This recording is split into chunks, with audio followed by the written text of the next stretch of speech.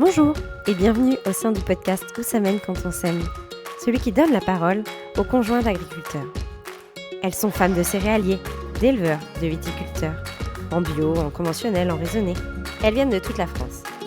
Certaines sont tombées dans l'agriculture toutes petites, d'autres la découvrent jour après jour. Elles jonglent entre la ferme, la famille, leur métier et portent une force incroyable. Moi c'est Marion et avec ce podcast, j'espère que certaines d'entre vous se reconnaîtront dans leurs propos, trouveront des conseils, des échos à leur vie, prendront peut-être un peu de recul, trouveront du soutien, ou simplement verront une mise en lumière de ce qui se vit, souvent dans l'ombre, au cœur des fermes. Ici, c'est de la good vibes, de la sororité, du partage, et un vrai souffle de girl power en agriculture. Alors, à votre avis, où ça mène quand on s'aime ? Juste avant de lancer ce nouvel épisode, je voulais prendre un moment pour vous annoncer quelque chose d'important pour moi. Après des mois d'écriture, de doutes et de travail, je sors mon premier livre, Où ça mène quand on s'aime, 40 témoignages de femmes d'agriculteurs. Issus des épisodes du podcast, ces portraits donnent à voir, sans filtre ni idéalisation, ce que signifie être femme d'agriculteur aujourd'hui. Le livre ne pourra voir le jour que si on atteint 150 précommandes, et pour ça, j'ai vraiment besoin de vous. Chaque personne qui précommande aura son nom à la fin du livre, parce que ce projet, c'est aussi le vôtre. Les précommandes ouvrent dans 1 semaine, alors je compte sur vous. Merci infiniment pour votre soutien et place à l'épisode. Aujourd'hui, je reçois Justine. On vient toutes les deux de faire connaissance et je suis très contente de partager ce moment avec toi. Pour commencer, est-ce que tu peux te présenter en quelques mots ? Écoute, je suis ravie aussi de faire ce podcast avec toi. Donc en quelques mots, je m'appelle Justine. J'ai repris l'exploitation agricole de mon père en Saône-et-Loire. C'est un élevage de bovins allaitants en race charolaise. Ok. Donc on fait entre 50 et 60 vélages. Et ensuite on a à peu près 80 hectares de culture. Ça dépend des années en fonction de ce qu'on implante. Pour l'instant, je suis toute seule sur l'exploitation. Mon père est plus du tout travailleur, on va dire, sur l'exploitation. Ok, bon, je suppose qu'il n'est pas loin non plus. Chapeau bas d'avoir repris ça toute seule. Est-ce que tu peux nous présenter du coup l'exploitation également de ton conjoint ? Donc il a sa ferme à côté, c'est ça ? Ouais, c'est ça. Donc on a chacun notre exploitation. Okay. On est à peu près à 20 minutes l'un de l'autre. Chacun a son exploitation à 20 minutes. Ouais. Pour présenter la sienne, donc ils sont 3 associés. C'est une exploitation qui est sensiblement comme la mienne, donc vache allaitante en race charolaise. Eux par contre font 200 vélages. Enfin là c'est en ajustement parce qu'ils sont en train d'installer une personne. Donc des cultures aussi. Par contre culture en légumineuses, donc beaucoup de luzerne, tout ça. Et à côté ils ont un petit peu de vigne aussi. D'accord. Voilà. Ok, ça marche. Et c'est une ferme familiale ? Pas du tout. Donc moi en fait mon conjoint il s'est installé en orchade familiale. Okay. Ses parents sont pas du tout issus du milieu agricole. D'accord. En fait, depuis tout petit, il a toujours été avec l'agriculteur de son village. C'est lui qui lui a tout appris. Depuis l'âge de 3 ans, il monte en tracteur avec lui. Il lui a tout appris. Et du coup, quand il a fini ses études, il s'est installé avec lui. Voilà. Et donc, ils étaient 2 jusqu'à l'année dernière. Et donc là, depuis 1 an, ils sont 3. Ils sont en train d'installer un jeune. Donc ça fait 1 an qu'il est en parrainage. Et normalement, début d'année prochaine, il va être installé. Ok, trop chouette, c'est une belle histoire, je trouve. Ouais, c'est pour quelqu'un qui pensait ne pas remettre sa ferme parce que pas de femme, pas d'enfant, c'est vraiment une super belle histoire, ouais. Trop chouette. Alors maintenant qu'on voit un peu mieux le décor, on va parler un peu plus de toi. Ouais. D'où viens-tu initialement et est-ce que tu peux nous parler donc du contexte agricole dans lequel tu as grandi ? Moi, contrairement à mon conjoint, je suis issue du milieu agricole. Depuis toute petite, j'ai toujours été avec mon père à la ferme. J'étais énormément avec lui. Typiquement l'image de la petite fille qui idolâtre son père parce qu'il va dans des tracteurs, tout ce qu'on peut imaginer. Sauf que moi, quand je suis arrivée au collège, j'ai totalement décroché de la ferme. J'ai plus du tout été à la ferme. De mes années collège, lycée, j'ai fait des études supérieures qui n'ont aucun lien avec le milieu agricole. J'ai passé un BTS en management et là je me suis rendu compte que ça ne me correspondait pas du tout. D'être derrière un bureau toute la journée enfermée, c'est pas du tout mon truc. Et en fait en 2017, j'ai recommencé à revenir avec mon père les week-ends. Je retournais à la ferme avec lui, tout ça. Et mon grand-père est décédé la même année et je sais pas si c'est ça ce qui m'a fait réaliser que finalement le milieu agricole c'est ce que je voulais faire. Et à partir de ce moment-là, j'ai fini mon BTS en management et ensuite je suis retournée en lycée agricole. Donc repasser un BTS en production animale. Et voilà, après tout a suivi. Ok, trop chouette. Et cette coupure-là que tu décris au collège, à quoi elle était liée? Comment est-ce que tu l'expliquerais? Je sais pas vraiment comment l'expliquer. C'est vrai que, déjà quand on passe de la primaire au collège, c'est vraiment un gros changement. On rencontre vraiment beaucoup d'autres personnes. Moi, je sais quand j'étais en primaire, j'ai un peu mal vécu ce moment-là parce que c'est vrai que j'ai beaucoup été moquée du fait que mon père soit agriculteur, donc j'avais vraiment très peu d'amis. Les seuls amis que j'avais en primaire, c'est les bons, c'est ceux que j'ai encore maintenant. Après le collège, c'est vrai, c'est les rencontres. Voilà, on se fait plein de copains. On sait pas forcément ce que les parents font dans la vie. Et voilà, c'était vraiment ça, quoi. Avoir des amis et faire plein d'autres choses. Donc plus du tout, par le temps, je dirais pas jusqu'à là, mais ouais, je sais pas, il y a vraiment une coupure à ce moment-là où non, je vais plus à la ferme, je vais avec les copains, jusqu'à mes études supérieures. Sauf si c'était trop douloureux d'en parler, qu'est-ce qui fait que t'étais moquée parce que t'étais une fille d'agriculteur? C'est vrai que, moi déjà j'étais dans un petit village. Comment l'expliquer? C'est vrai que moi déjà j'étais la seule nana en primaire qui avait des parents agriculteurs. Donc c'est vrai que c'est pour les autres c'est un milieu qu'en général ils connaissent pas. Et voilà, tu vois le genre, c'est ton père, ça pue la vache, ou alors je sens la vache, alors que je pense pas que c'était le cas quand même. Mais c'est vraiment des moqueries dans ce genre-là, quoi. C'est vrai que j'en ai beaucoup souffert. Après ça passe, quoi, c'est passé, et puis on se rend compte que voilà, c'est des trucs d'enfants, donc. Donc au collège, c'était plus l'adolescence qu'une rupture volontaire avec le milieu agricole. Ouais, c'est vraiment l'adolescence, ouais, je dirais vraiment dans ce sens-là. Tu changes, quoi, c'est ça, ta vision, elle change et tu fais de nouvelles rencontres. C'est plutôt ça qui a fait que j'ai dévié sur autre chose plutôt que d'avoir continué dans le milieu agricole. Et en fait, mes parents me poussaient pas du tout à m'intéresser à ça, quoi. Moi, mes parents, que ce soit mon père ou ma Oui, mère, oui, ils t'ont jamais forcé en te disant on m'a jamais faudra que tu reprennes l'exploitation, quoi. on m'a jamais forcé à reprendre l'exploitation, mais on m'a surtout beaucoup poussé à ne jamais la reprendre, quoi. Ah ouais.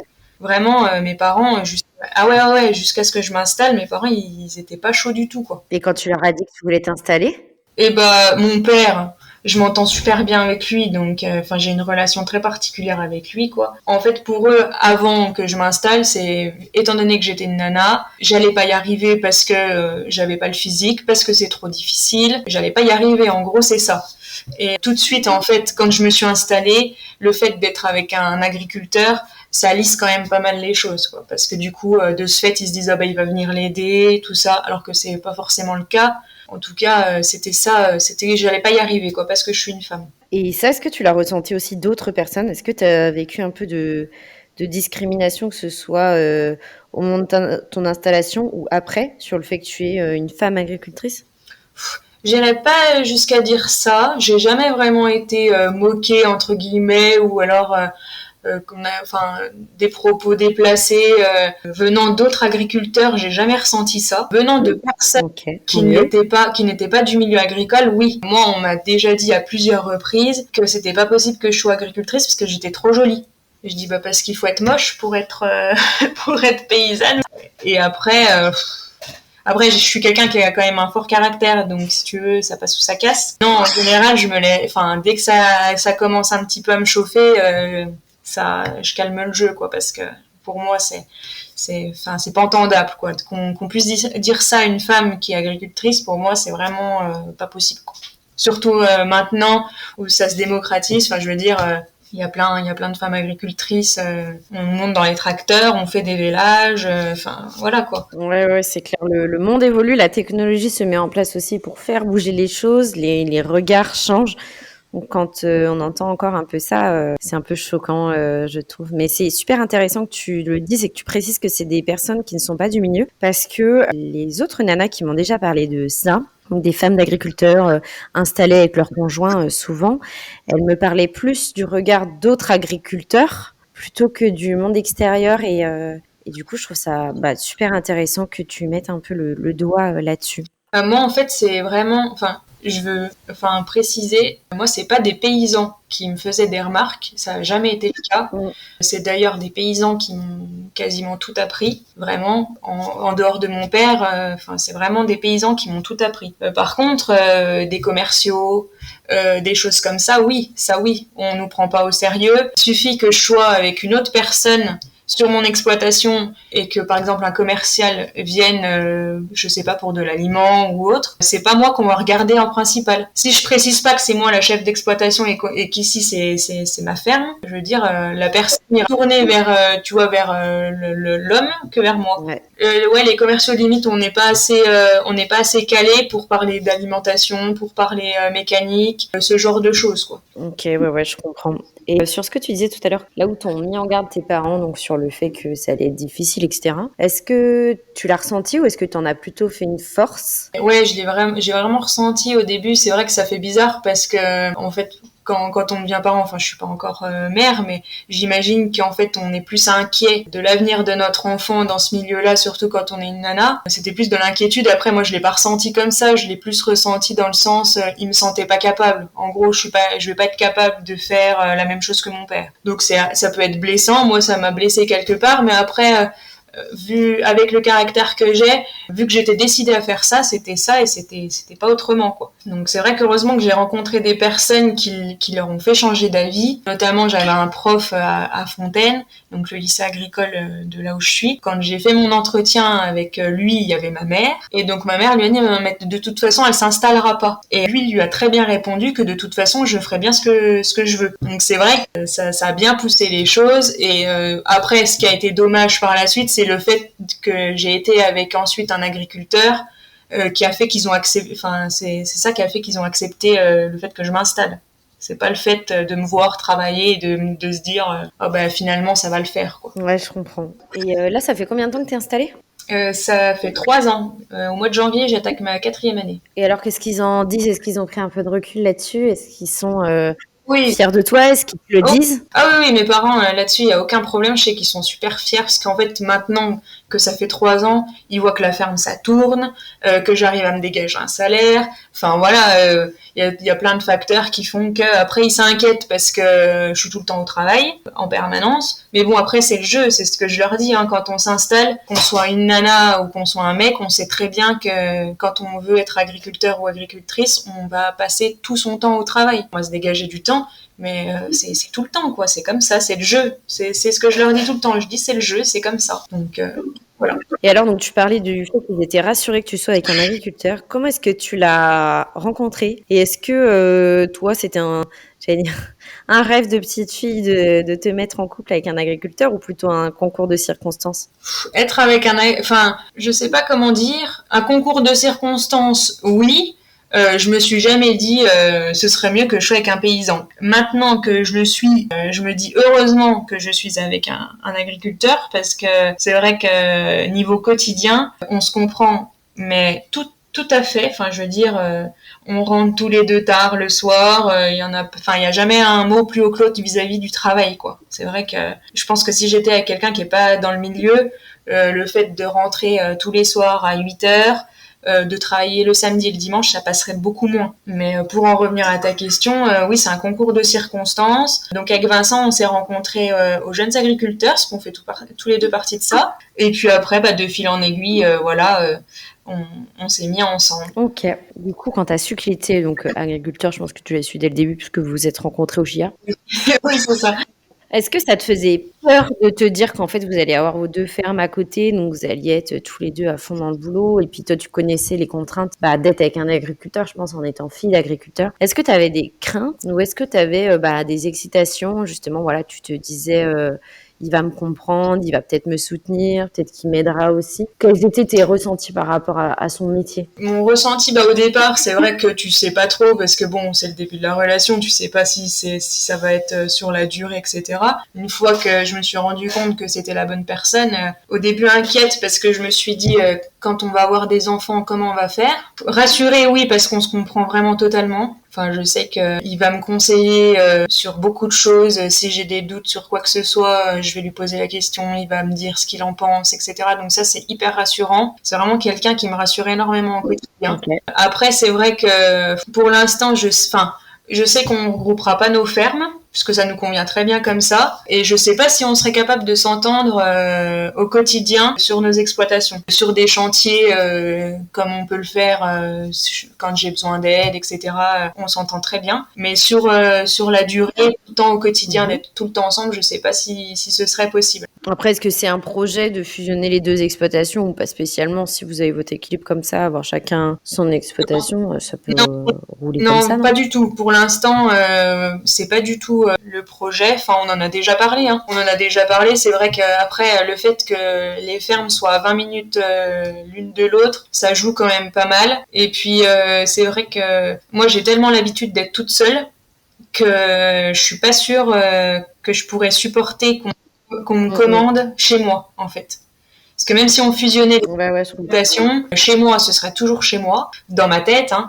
Et je sais pas si, enfin, je pense que j'aurais du mal à être dirigée ou qu'on me dise ce que j'ai à faire chez moi, quoi. Mais pour l'instant, ça nous va très bien comme ça. Donc, si ça continue comme ça, on verra. Enfin, les choses peuvent changer, mais pour l'instant, ça nous va bien comme ça. Ok, trop chouette. Est-ce que vous vivez sur une des fermes ou est-ce que vous vivez à côté? Alors, on vit sur l'exploitation de Vincent. Ok. À retaper une maison, ça va faire 2 ans au mois de décembre qu'on habite là-bas, qui est en face de la ferme. Hyper pratique pour lui, beaucoup moins pour moi, mais ça me dérange pas. Ok, ouais, c'est ce que j'allais dire. C'est pas un souci pour toi d'habiter là-bas? Non, pas du tout, parce que c'est vrai que moi, ça me permet de couper, en fait, de la ferme. Quand je pars de chez moi, j'ai tout vérifié, surtout l'hiver. Je vérifie tout plusieurs fois pour pas avoir besoin de revenir. Vu que je suis à 20 minutes, je vais pas m'éterniser à la ferme jusqu'à des pas d'heure, chose qui était pas du tout le cas quand j'habitais juste à côté, justement. Vu que j'avais le temps de rentrer, j'étais à même pas 5 minutes à pied de chez moi, donc je traînais en longueur dans les bâtiments, je rentrais tard. Mais maintenant, du coup, ça a un peu changé la donne, quoi. C'est vrai que maintenant, vu que j'ai 20 minutes pour rentrer, je me dis bon bah allez, à telle heure, j'essaye de rentrer pas trop tard. C'est vrai que je coupe totalement, quoi. Et lui, il arrive un peu à couper du fait de vivre là où il bosse? Couper, hein, je sais pas. J'ai posé la question. Je sais pas si on peut dire couper, mais par contre, c'est vrai que quand on a quelque chose de prévu, pour lui, c'est vrai que vu qu'ils sont 3 dans l'organisation, c'est moins de prise de tête, quoi. C'est vrai que il sait que s'il n'est pas là une journée, l'avenir de la ferme n'est pas en péril, quoi. Donc, non, on arrive à couper ici un petit peu quand même.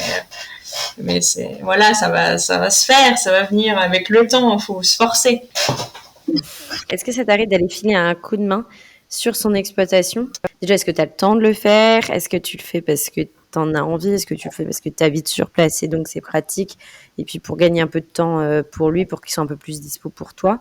Ou vraiment, tu n'y vas pas? Non, enfin j'y vais quasiment pas. Enfin j'y vais les soirs quand je rentre à la maison et que lui est encore sur la ferme en train de faire du pansage, tout ça. Je vais juste vous faire un tour. Je l'aide pas hein, parce qu'en général, en fait le fait qu'il soit déjà 3, tout est tellement à jour par rapport à moi. Oui. Si tu veux, j'ai plus besoin de lui que lui a besoin de moi. Oui, je comprends. En fait, vu que je suis toute seule, déjà physiquement, on va pas se mentir, mais quand on est une femme, physiquement, il y a des choses qu'on ne peut pas faire, quoi.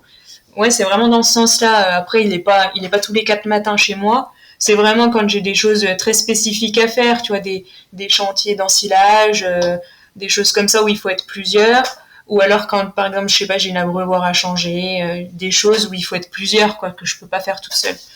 Mais non, chez lui, j'y vais, oui, comme ça, faire un tour, discuter avec ses associés, aller voir ses vaches, etc.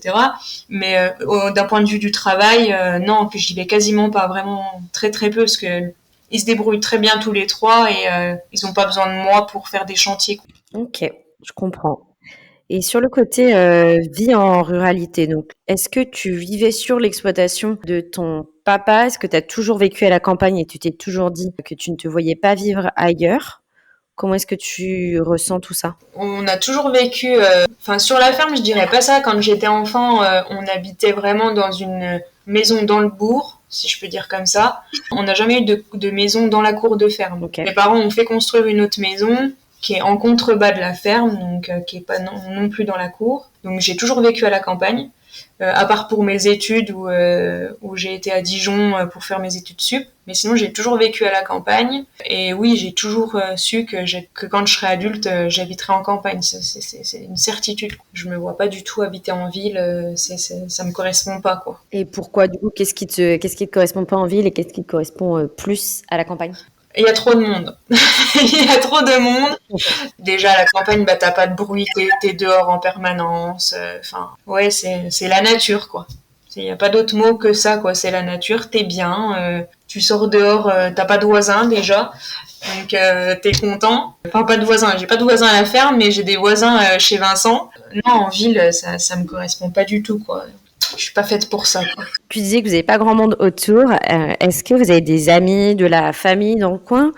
Est-ce que tu te sens plutôt bien entourée ou parfois un peu isolée? Alors nous, chez moi, enfin sur ma ferme, ma famille habite autour. Du côté de mon père, tout le monde quasiment habite sur la même commune. Pour ma mère, un petit peu plus loin, mais ça reste vraiment à côté. Je me suis toujours sentie entourée. Hein. C'est pas comme dans certaines régions où on est vraiment très reculé, où on voit personne, quoi. Moi, c'est vrai que c'est un avantage comme un inconvénient, mais ma ferme, elle est située à côté d'une ville, quoi. Donc, si tu veux, à 10 minutes, tu prends le train, tu prends l'autoroute, c'est vraiment ça, quoi.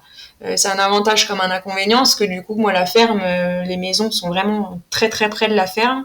J'ai jamais eu de problème pour l'instant, mais voilà, c'est un avantage. Vous avez des amis dans le coin? Ouais, ah oui, oui. Nos amis sont agriculteurs, la plupart d'entre eux. Donc, voilà, c'est vrai que on est très bien entourés. Sur le fait qu'ils soient beaucoup du milieu agricole, est-ce que ça te réconforte? Est-ce qu'ils comprennent voilà, vos contraintes ou, je sais pas, vos annulations de dernière minute pour des contraintes agricoles? Est-ce que tu aimes bien pouvoir échanger sur ta ferme, sur les soucis que tu rencontres, sur l'amour que tu as de ce métier? Est-ce que parfois tu n'aimerais pas aussi avoir des amis qui sont pas spécialement du milieu pour pouvoir parler un peu d'autres choses aussi? Même si je sais que des agriculteurs ne parlent pas que de leur ferme, de la météo, bien que beaucoup quand même, je trouve. Qu'est-ce que tu penses de ça? Bon, on a quand même des amis qui sont pas du tout issus du milieu agricole. Moi, mes deux meilleurs amis sont pas du tout là-dedans. Après, c'est vrai qu'on essaye vraiment au possible de ne pas parler de nos fermes, à part voilà, parler d'entreprise ou de choses comme ça, de business, si je peux dire. Je pense pas qu'on soit des personnes fermées. Donc c'est vrai qu'avec nos amis qui ne sont pas issus de ce milieu, ça passe très bien. Ils comprennent très bien aussi qu'on puisse ne pas être là ou qu'on ait des imprévus, qu'on arrive tard, parce que ça oui, on arrive toujours très tard au dîner des copains. Mais en général, on a vraiment des personnes qui comprennent très bien notre métier sans vraiment trop connaître ce qu'on fait. Mais en général, ça se passe très bien. Ok. Et tu parlais tout à l'heure donc elle est trop jolie pour être agricultrice. Oui. Est-ce que la féminité, c'est important pour toi? Et est-ce que tu trouves que c'est facile d'être féminine en étant agricultrice et en vivant en ruralité de manière un peu plus générale? Alors moi, je trouve ça super important. J'ai beaucoup trop l'image avant d'être installée, je travaillais en service de remplacement caprin. Donc j'allais dans les fermes. La plupart du temps, c'est des femmes qui ont des chèvres. J'allais beaucoup dans des fermes, voilà, aider des femmes pour leur donner un coup de main, etc. Et c'est vrai que j'ai beaucoup trop remarqué que ça se laisse aller, quoi. C'est vrai que étant donné, ça dépend où on se trouve, mais c'est vrai qu'il suffit que ce soit des fermes qui soient très reculées. Dans le fin fond du Charolais ou des choses comme ça, quand on voit pas grand monde, mis à part ses clients pour vendre ses fromages, on fait pas spécialement attention. Donc moi, j'irai pas jusqu'à dire moi la semaine je me maquille pas, quoi, je vais pas me maquiller pour mes vaches, mais c'est vrai que quand on sort avec Vincent, quand on va voir nos amis, etc., voilà, j'aime bien être bien habillée, bien coiffée, maquillée. Mon petit plaisir tous les mois, c'est d'aller me faire les ongles. Donc voilà, pour moi c'est des choses qui sont importantes, quoi. Tout autant du point de vue de ma personne que d'un point de vue de mon couple, quoi. Et j'allais dire justement comment est-ce qu'on fait pour être féminine alors qu'on est agricultrice? Est-ce que on achète une cotte rose et on met des bottes à paillettes et on se met du rouge à lèvres pour aller voir ses vaches? Qu'est-ce qui, toi, te fait plaisir, voilà, pour être féminine dans ce cadre-là? Non, moi, justement, tout ce qui est côte rose, ça, je suis pas, enfin, c'est vraiment, vraiment pas mon truc. Mais pas du tout. La seule chose que j'aimerais dans les cottes, tu vois, c'est qu'ils les taillent pour des femmes, quoi. Que les fesses passent dans les cottes, accessoirement, et qu'on n'ait pas des manches qui fassent 2 mètres de long. Ça, ce serait top, tu vois, s'il y a un message à faire passer. Non, pour moi, c'est juste, voilà, mettre du mascara le matin à la limite pour aller au boulot. Tu vois, rien que ça, mettre du mascara, et d'aller au boulot, moi, c'est très bien comme ça, quoi. Et d'avoir les ongles faits, ça, tu vois, j'adore. Ouais, puis comme tu dis, en fait, bah, tes vaches, elles s'en moquent. Mais toi, si tu te sens bien comme ça, bah, tant mieux, en fait. C'est exactement ça. Enfin, moi, dans mon esprit, c'est si on se sent bien dans sa tête, on se trouve pas mal au boulot. Enfin, ça fait que passer des bonnes journées si on se sent bien dans sa tête. C'est ça, ouais, c'est super important au quotidien. Tu parlais tout à l'heure des enfants et du fait que ça te faisait peut-être peur d'avoir des enfants avec un agriculteur alors que vous êtes sur 2 exploitations séparées. Est-ce que c'est un projet que vous avez et comment est-ce que vous vous projetez là-dessus? Est-ce que vous pensez mettre en place des ajustements? Comment est-ce que tu penses que vous allez construire votre vie de famille avec vos 2 exploitations? Mais avec Vincent, c'est un projet qu'on a ensemble tous les deux d'avoir un enfant. Après, quand, c'est la bonne question.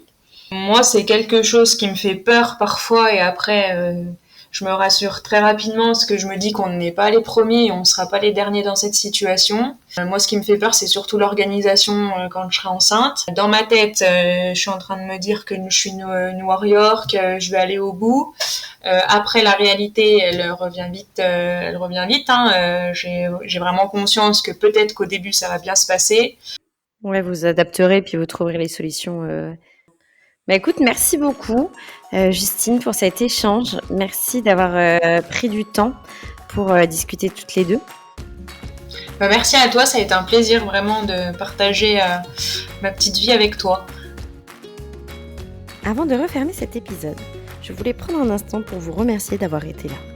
Si ce podcast vous a parlé, je vous rappelle que je sors mon premier livre, Où ça mène quand on s'aime, 40 témoignages de femmes d'agriculteurs. Pour qu'il puisse voir le jour, nous devons attendre 150 précommandes et votre soutien est essentiel. Les précommandes ouvrent dans une semaine. Merci infiniment pour votre écoute, prenez soin de vous et à très vite. C'est la fin de notre échange. Merci de l'avoir écouté jusqu'au bout. Si cet épisode vous a plu, je vous invite à découvrir tous les autres. Vous pouvez également noter le podcast sur votre plateforme d'écoute préférée. Et pour suivre l'aventure au quotidien, retrouvez-moi sur les réseaux sociaux et surtout sur Instagram où je suis très active. N'hésitez pas à vous abonner, liker, partager. C'est grâce à vous que ce projet prend forme et qu'il peut continuer à grandir. Et mesdames, si vous avez envie de raconter votre histoire, rejoignez-moi dans un prochain épisode. À bientôt!